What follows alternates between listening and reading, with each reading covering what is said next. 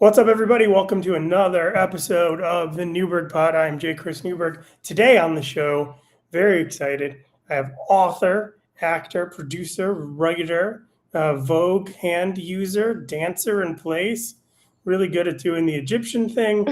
Joselyn Hughes. What's up, buddy? Yes, 1, 2, 3 claps. Yes, all the Yes, claps. All the yes. claps. Hi. You're excited. This is exciting. You're excited. I'm excited. We're all excited to have you on the show. Thank you. Tell everyone that thank you also. As we speak, I have real-time thank you notes going out via AI to everyone Amazing. I've ever met. They're very quiet. They're very quiet, which is really respectful, and I think you really got a good crew there. Yeah, it's a great crew. Did you get excited when you found out that you could have AI do stuff for you, or did you get scared? Very first was like, no thanks, get away from me. But lately it's been a very good therapist and a free one. Yeah. So I'm not mad at it. It really will. It'll talk you through stuff. It'll doesn't have biases. It's a robot. Sure. So that might not be great for mental health for a human, but we're on a budge. It's 2026, and that's where we are. So I think that's the ultimate example of being on a budget when you economize the word budget. I think that'll show you. Yeah. So I think a lot of people would not readily admit to the thing that you've admitted to right away, and that's that some people do use ChatGPT as a therapist. Sure. Yeah. And do you notice that it never gives you negative options? Yeah. Even when I was like, do not say things to placate me. Do not pander. I want you to be objective. I want you to, it's like, yeah, but you are the best anyway. And you're like, no, Right. that's not what I want. I think I've done it as well, as far as just like I'll I'll use ChatGPT as my thesaurus because I find it to be a friendly one. It's just like it's not just gonna throw words at me; it's gonna talk to me about it. And I have it go over when I'm positive that I need to find something wrong with a pitch. I'll put it in there and I'll be like, tell me what's wrong with it. And I'll know that something's wrong with it. Like you said, when it's like, no, seriously, it's probably like 6 Academy Awards already. And you're like, well, I don't know. I don't know that it is. I don't know that it is. You and I started working together, and I think we only worked together one time on a Theo Von TNT prank show. Correct? Yes. What was that called? It was a hidden camera game show. We were feeding him. We were feeding him ideas to feed to someone with an earpiece, who would do crazy stuff. It was basically MTV's Boiling Point, but for TBS. Sure. But yeah, that was 2014 or something? That was a long time ago. 2013. Was that now you were staffed for the whole show, right? You were hired, you were on staff. Yeah, I wouldn't call it staff, but yeah, I did work on it the entire time. Okay, so I think I got 2 weeks. Because I remember having a conversation. I was managed by Howie Mandel's wife, Terry, at the time, and she's like, well, "We need to get you into writing," and I'm like, "Okay." She's like, how are you with prank writing? I'm like, awful. It's not my favorite style of comedy. Like, great. Get on she's like, I'm going to get you 2 weeks to audition for this guy in a room. And I remember being in that room with you. And one of the guys who's an older gentleman who drove his bike there, who was one of the original writers for Candid Camera. Yes. And I think the showrunner was also an OG Candid Camera person. And were you there when we started taping? Because once we started doing the actual shoots, you would basically walk into the location and they would have like 7 foot tall, like 3 foot by 3 foot rectangles that were mirrored in each corner. I mean, it was like the most obvious, bless their hearts. Right. But a lot of the times when we were shooting, people were like, why are we sitting at this weird table that's like brighter than the others? But yeah, that was a while ago. Technology has changed. They could probably consult AI on that. I'm thinking about it now. I'm sure. I Yeah. just remember, I remember being so outclassed in the best way. Like I was just like, oh wow, this is stylistically like it's not all comedy writing is all comedy writing. Yeah. It's oh there's specific niches and like and I remember the pitches and I like I think the day before I knew I was gone, I mean it was time period anyways, was I remember we had to come up with like 4 pitches or 5 pitches or whatever it was. I remember just not having any idea. And then I remember hearing Candid Camera Guy do his first pitch. I was like, I gotta go. Like these guys are phenomenal. That was crazy. And when I was looking at your research, when I was looking at your IMDb and stuff, Yeah. You worked on Tosh for a long time, didn't you? That was my first TV job. I had done some like talking head stuff for VH1 when I still lived in New York. Okay. But while I was living in New York, I applied for Tosh. I got it. They were like, would you be willing to move out here? Because they started me as a blogger, as the blogger. And it was going to be like a lot more. Well, it is the show, actually. There's a lot of sketches and stuff. So they wanted to make sure I had like, some experience. So I moved out to LA and then I was there for the first 3 seasons. And then after the 3rd season, I left. Okay. So you left before they canceled it for Act of God. Yeah. After what, 10 years or something? Yeah, because I remember I had my manager had a writer on the show, and she just bought a house. She was all excited, and then MTV was like, "Act of God, no COVID, bye." So Yeah. I think that show in the beginning initially was so cheap to produce for Comedy Central, but that was when Comedy Central wasn't, under all of these other companies and right, yeah. the So umbrellas, etc. But also, he got super popular, and I'm sure he wasn't very cheap to do. I mean, like I'm sure he was very expensive at the end. I would imagine. for sure. I mean, he's a smart guy, especially financially. I think business wise, he's got a really smart brain that way. So he was already doing really well before he even got the show. I mean, he was always touring and doing colleges and stuff. And I think he was pretty well off before he got the show. And then when he got the show, it was like, I think he was an executive producer in that he was actually executive producing and making sure, I think, that they were, within certain limits financially so they could keep going and be easy for the network, I always think it's funny that you have a show that starts off and then someone takes not that version of it and runs with it forever and ever and ever and ever. Like if you look at Chappelle's show and then all of a sudden it became Key and Peele, with when Chappelle's like, I'm not doing this for the money. They're like, all right, we'll bring in 2 comedians. And, then all of a sudden they come in and they run it longer. And obviously you don't think Chappelle's going to be pissed, but then he talks about it for like the next 15 years about how pissed he was that those guys came in and did it. And then I would imagine it's the same thing with, oh goodness, what's the guy? It just canceled. It was on forever. Ridiculousness. Yeah, that's the same show. Was it not? Or it's not the same show in that Tosh is like a master of jokes, and the reason Tosh was so popular and so successful is that the jokes per minute. I mean, it's just like bam, bam. You're watching a video and Tosh is just rattling off jokes, and then even in the tape pieces, Tosh is such like. I really do love him as a stand-up. He's always been one of my faves, but like he's just got a really unique way of behaving and it's very fun to watch. And Ridiculousness is only similar in that it has videos.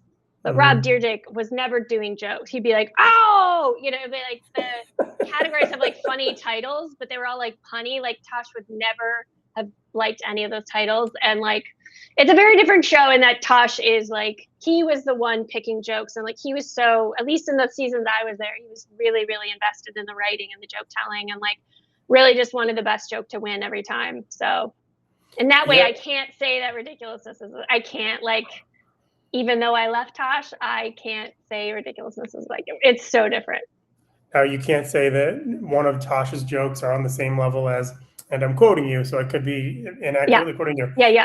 Was it? Oh, yes. But that? You have to also do kind of the body. You have to do like it's happening over your shoulder. It is, that's a whole different skill set. I don't want to disrespect anybody. That's like, very difficult. But yeah, it's different Different show. So it's an O coupled with a no you didn't. So Yeah. it's Yeah, but yeah, it's yeah. like just one word. All right. Also, I've noticed, like in my extensive research of you, Jocelyn, Yes. Yes. extensive, I Yes. noticed that on two different occasions you were given these elaborate, exciting titles, and I want Okay. to know which one was more important and Okay. which one you still lean on. Okay. Okay. Yeah. 30, you were named on the Jane Doe list, 30 under 35 comedians to watch. Yeah. And you were also, and I'm not sure which one came first, but 25 comedians everyone should know on Twitter. Which one of those have given you more mileage? I don't know that you can even find the 30 comics under 35 anymore. And I'm going to hold on to that one for dear life so that everyone is under the impression I'm under 35. So let's Sure, just go with that. I assumed. Yeah. And since it's I not even called Twitter anymore, and that was probably in 2010 when I got that, we like to throw those things around because, who's actually going to Google them? Yeah, yeah, and I always think when I drive by like a local town when I'm doing stand up, and I'll Hmm. see like Pawtucket, Michigan, home of the 2004 national champion Braves baseball teams. I think partially, I think that's awesome. But I Yeah. also think, at what point does this party end? For me, never. For me, I will Okay, hold. I okay. will have those on my gravestone. Any kind of Twitter related or kind of like, yeah, yeah, as long as it's at least a decade old, I think I'm good. Yeah, it's got to be Yeah, consistent. yeah, It's got to be consistent. And so you at one time also wrote a book on crafting, I sure did. and I see that like Yeah. just in your background now. Like I can tell, like if you were Oh, to pick a background, who would be more likely to craft? okay, okay, I think yeah. I I think, I did think it's hang the you. shelves myself, and I cut Did, the wood. I had a circular saw for a while, miter saw. Sorry. have you always been a do-it-yourselfer? A little bit, a little bit. My dad is very do it yourself, so I grew up watching him fix literally everything, cars, house, anything. And So it interested you immediately, or you just figured you should know how to do it? it's partially because of ADHD. I have no patience. So like when I decide I want something done, I need to get it done. And if I can't get the guy here to fix the ceiling fan, I'm going to try to do it myself. The fans, you'll be happy to hear I did not install myself in my apartment, but I thought about it. I Okay. really thought about it. I called my dad. I had him on a FaceTime, and it was like, yeah, this is probably a bad idea. I feel like I could get electrocuted very easily here. Was it the wiring that kind of scared you? Yeah, mostly the wiring. Mostly the wiring. I did actually electrocute myself a couple weeks ago. I was cleaning. I have this like very old wall heater in my bathroom. A lot of like 60s apartments in LA have them. Uh-huh. And I was trying to clean it. So I took it out of the wall and immediately electrocuted myself. But I Was, did clean it. I was cleaned it. there a swear word of choice you used, or did you just pass out? No pass out. It was just it was kind of like taking an Adderall. It Really? just woke me up for a couple hours. Yeah. And did it Don't hurt at all? recommend. Don't do it. Get Adderall. No. But yeah. No, no, I mean not a chance. But did it hurt? No, it's like a tattoo. It's like that weird kind of like buzzy. You're like, well, But and you hit that's your elbow. You're like, what is this? it depends how many years you've had that shark on your ankle. Eventually That's true. tattoos could hurt you. Yeah, yeah. Um, so you wrote a book. The whole process of writing a book, what was that from like start to finish? Like you were like, okay, you know what, Jocelyn, you should probably a lot of stuff about crafting. I think the world needs to hear about it in a book. What was the process like? A lot of people don't know like doing a book. Is it I really lucked out because what had actually happened is I had sold a web series to Nerdist, and the web series came out, and I would basically the web series, it's called DIY Damn It. I do a craft with a comedian, and it's the anti Martha Stewart. It's like showing actually how hard it is. Like it isn't just Martha Stewart perfect, you're done. So bringing on a comedian kind of highlights the absurdity of things and the difficulty of things. And I say I lucked out because an editor saw the web series after it had been out for a while, and I made a few batches of them. Um, and they wrote me an email on my website and said, "Would you be interested in writing a book?" And I said, "Yeah. I mean, what else am I doing?" So that is where we started. And then I had to pitch it because the editor had to pitch it to their boss and we had to sell it to her company. And so putting together the data from like how many people watched each video cumulatively, how big was my audience based on the reach of all the guests I had on and my own reach, and why would anyone want a craft book? So I was like researching the craft industry. So I put together a pitch deck, which I'm happy to send to anybody that wants it. But it introduces me. It introduces why crafting is hot right now. This is a long time ago, but what the videos, how they've reached, how big of an audience, what people have said about them that are cool and that matter more than other people's opinions, and then kind of an example of how I would write this and construct these crafts within the book. And then they bought it, and then I had about a year to figure out what the crafts were going to be, write intros to each craft, write an intro to the book, the whole idea behind it was like, hey, trying is better than never trying at all. Trying and failing is better than not trying at all. And you can do it, and kind of positivity. And it was very cutesy, and it was a very fun process. Everyone did assume I was a millionaire. They were like, "Whoa, you sold the book. You probably never." I was like, that's this is like a teacher's salary. I was not financially profitable. Plus, it was so niche that it didn't go very far in terms of sales. But it was nice to have something tangible that my parents could hold and go, "Oh, this is what you're doing out there." Okay, I kind of understand. Okay, well, two questions. Yes. Subcategory A of Yep. the first question, because it came to me. And number two, is it important for you to have your parents know what you're doing, like just in general? And number two, you mentioned you're not a millionaire. Mm. So I'm learning this now. How has that been? No, listen, it's great because when everybody starts eating the rich, I will probably get a couple pieces. I won't be eaten. I'll be Okay, fine. sure. And as far as my parents are concerned, I love them. They're great.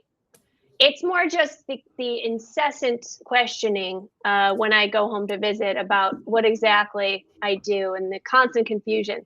It's nice to clear it up for about a year.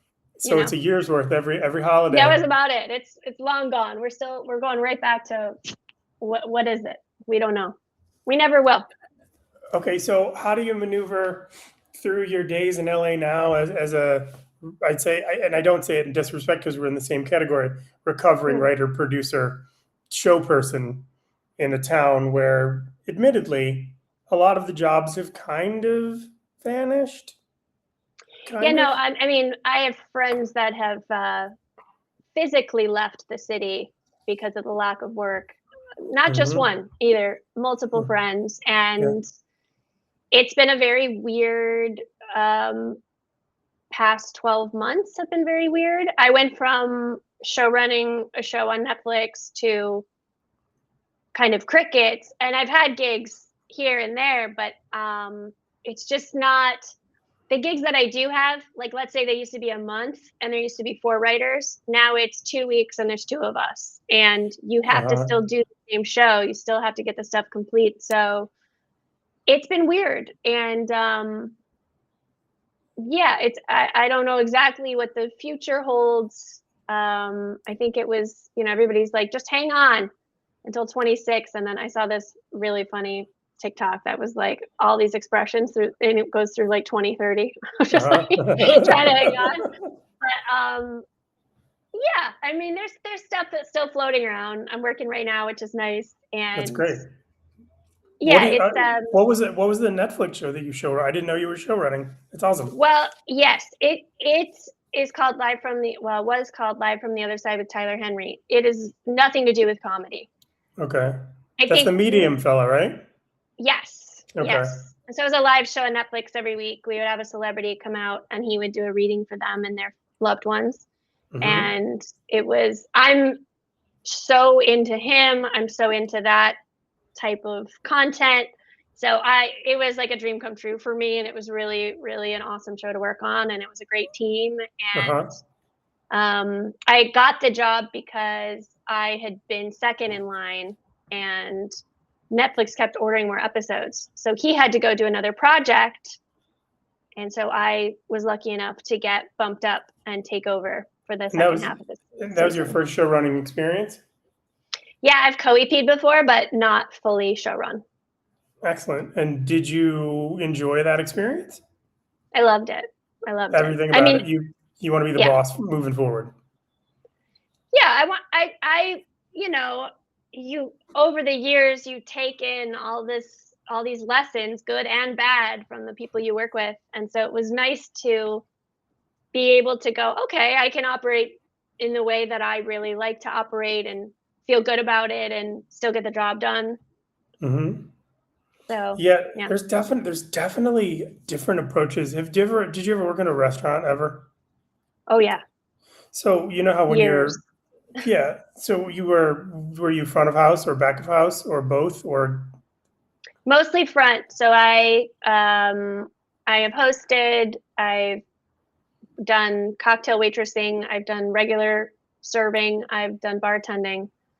I haven't worked in a restaurant for a while. I'd work in another, if I had to, I'll go back. But Sure. It is like the most fun job.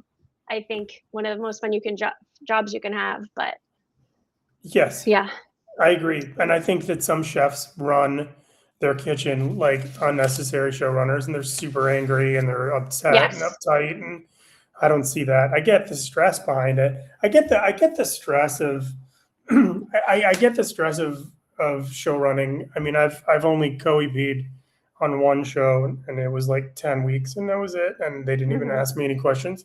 But I do remember working as a host producer / both host producers on this Bear Grylls show that was shot in the woods of Atlanta. And I remember in one trailer was my boss, and she was great, and she was completely under control. She had it all figured out. And then Network came in. So Network then decides putting all Network notes on top of all her notes. And then it was also sponsored by Mountain Dew. So Mountain Dew came in and trumped everyone because they were paying for it. You know what I mean? So it was just like, Mountain Dew thinks that, like, did you just begin a sentence with Mountain Dew thinks? Oh yeah. And so it's a lot of crazy. So I hear you, but I think that's wonderful. That makes sense. You've always been, to me, I've always been like, oh, that girl should show run one show for Tyler Henry, the creator. I've always said that. Thank you. Yeah, no, I appreciate your support. And yeah, I'm here to be supportive. So then you got into crafting, you did a craft book. And what's your favorite, like, kind of, like, you obviously have a comedy background. Like, who's your comedy inspiration? Like, what sort of stuff do you get off on? What do you dig? Yeah, I quit stand-up comedy at some point. It was years of tapering off and pretending like I was still a comic. And now I feel like I'm cheating if I say I'm a comic, even though I did it for a long time. The people that I really love are the Beth Stellings, the John Doors. Very funny, both of them. John Doerr makes me laugh, cry every time. Sure. And Rory Scovel, I think, is somebody that, like, has just been quietly killing it for so long, and like, he's just gonna be, all of a sudden everybody's gonna go, oh yeah, it's Rory Scovel. Like, everyone's gonna know him, and you're gonna go, oh yeah, it's Rory Scovel. Yeah. Yeah, those are some of my faves. I always love Pete Holmes. He's very silly. Very funny. Tig Notaro. I mean, you can't go wrong there. Joselyn. I mean, there's. You like a lot of dry comics. You like a lot of dry comics. Yeah. I never was dry, really. So yeah, I think I can appreciate it. But yeah, I grew up. It's funny because you grow up watching these people and you kind of forget, but like the influence of Jim Carrey and how powerful his comedic style was on me and my friends, and still to Hmm. this day, it's just it's the little things like that that I am now realizing. Oh wow, yeah, that was pretty major. That guy, pretty huge. Yeah. No, Yeah. I love all that. I love all forms of comedy, like whatever. Like I don't.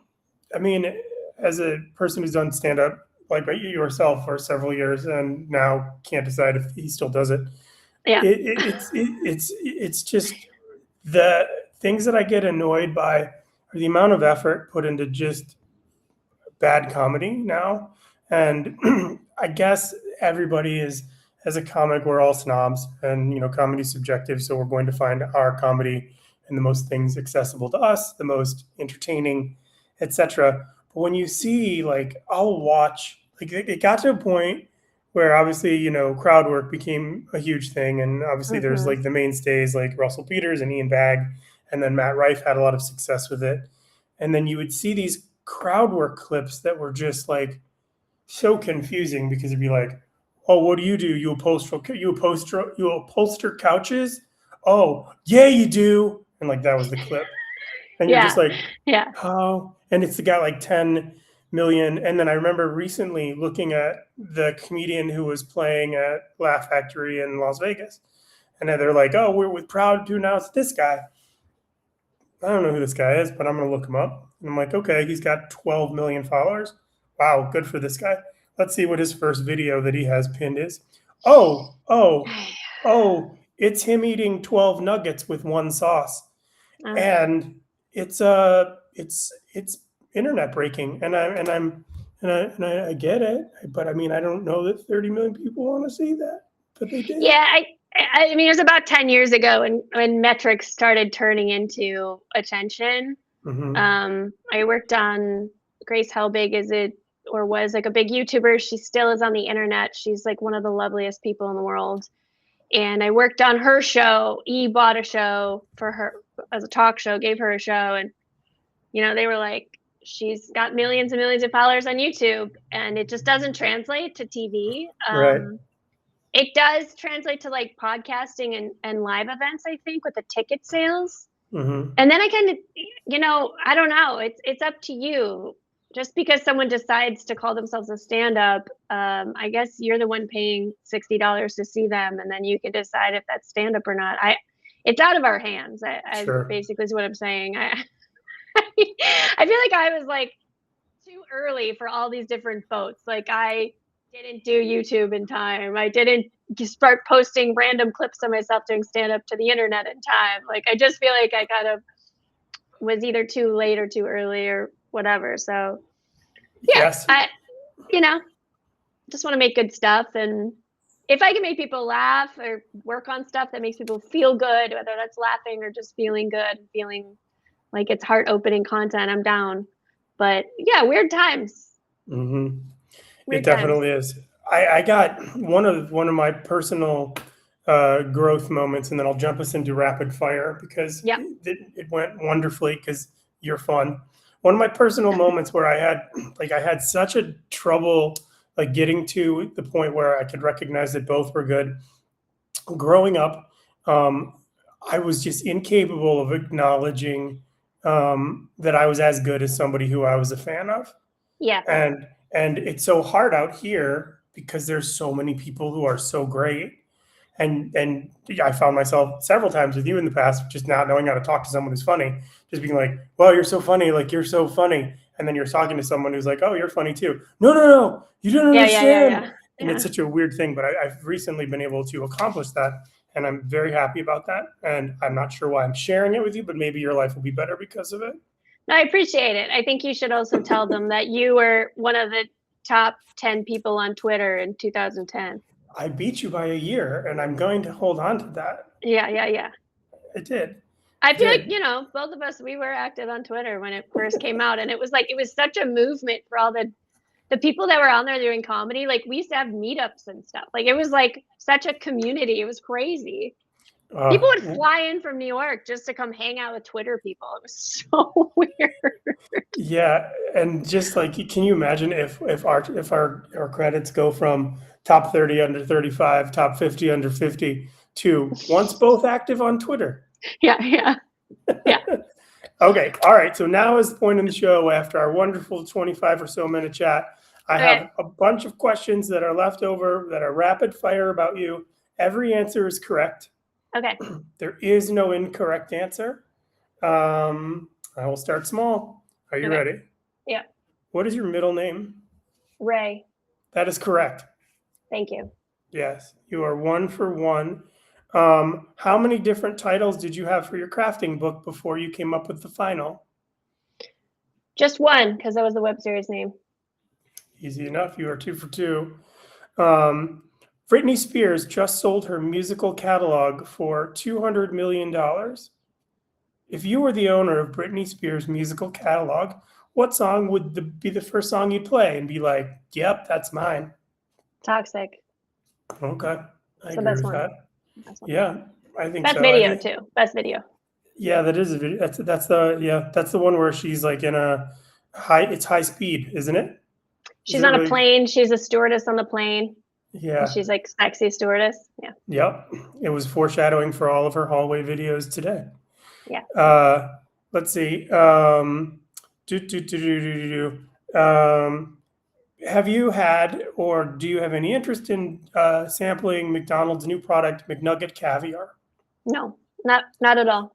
No, Not thank at you. all. If someone were to give you McNugget Caviar, would you resell it immediately, considering there's only 750 of them made? You would? Okay. Easily. Immediately, yes. Okay. Do you still do pitch meetings? Sometimes. It's been a while. Do you prepare for them? Yes. Are you an extensive preparer?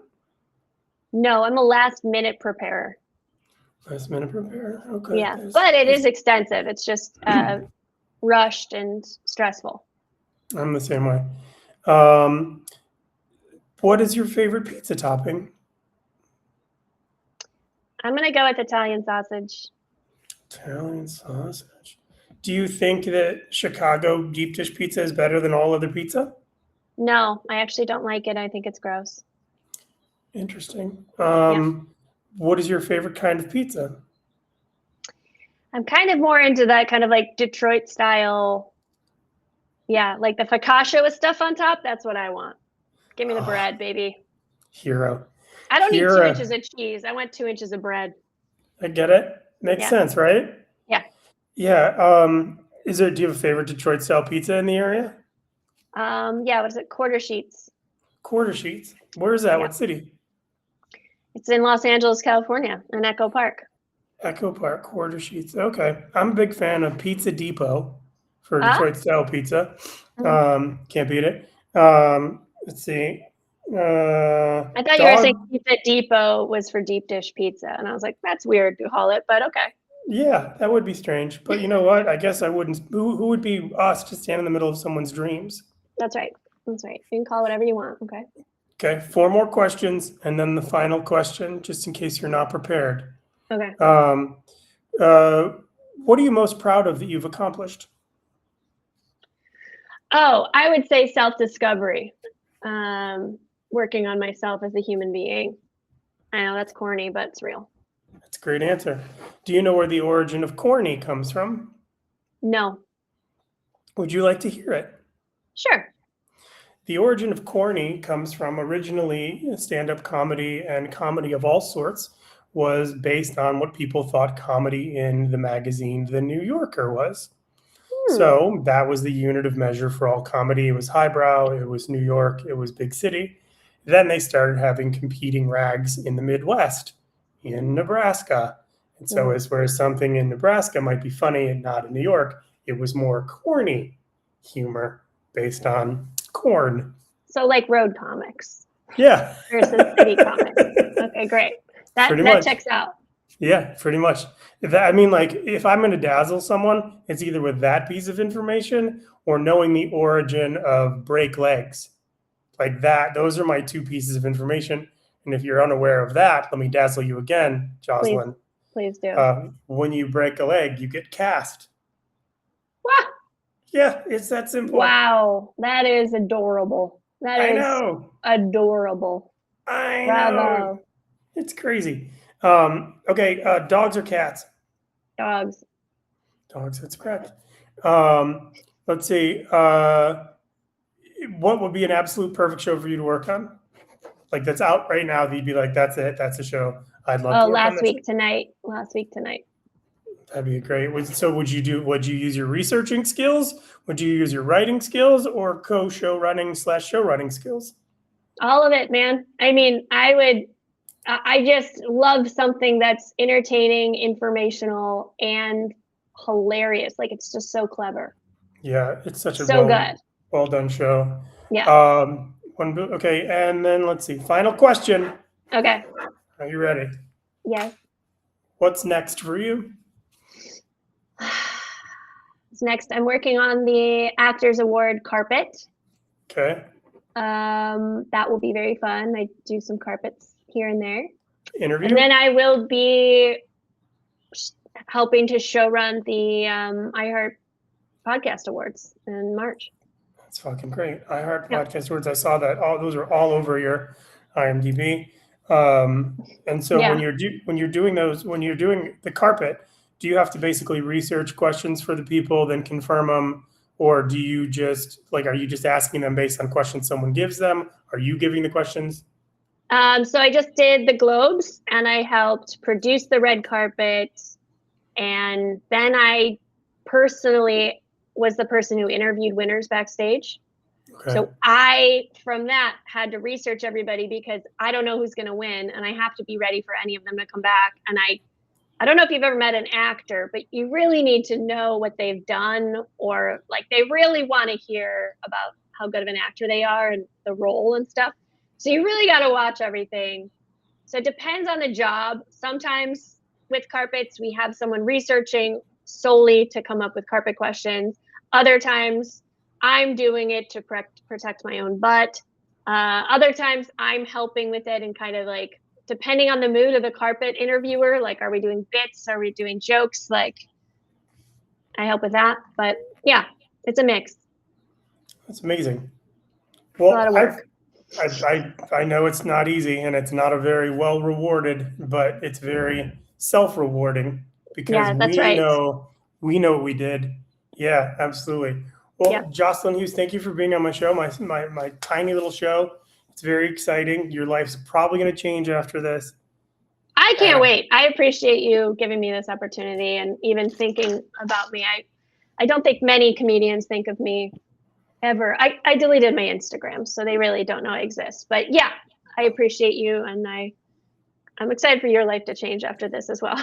I mean, it's so much changing. And I mean, I hope you don't delete your TikTok because I watch those whenever they pop up. I got to post more, but I got mad and I got really addicted to it. It's been weird. But I'll try to make more videos. Yeah, we'll work through it. All right. Well, thank you for doing the show. If you enjoyed the show, everybody, please like and follow on YouTube. Thank you to our 612 new subscribers. Yay, whoever you are. And please, follow Joselyn on her magical career, and we'll be matching in the future because it's blue and that matches her kitchen scheme. I guess. Stop recording. Bam.